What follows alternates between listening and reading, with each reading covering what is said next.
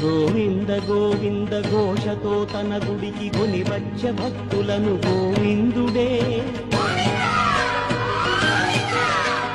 ముడుపులను గైకొని మొక్కులను చెల్లించ పక్కనే నిలిచే ఆ పరమాత్ముడే అలమేలు మంగమ్మ అమ్మయ్య వచ్చి తల నీలాలని పిలిచే తన స్వామికి వైకుంఠవాసుడే వరద హస్తముతో తీరిల్చి పూసెలే చలువ చందనమే ఋషులకే కలుగదు భాగ్యము ఈ పసివారి బ్రతుకులే ధన్యము అమ్మని నాన్నని కలపాలని మది నమ్మి పూనిన వ్రత దీక్షకి నిలువెల్ల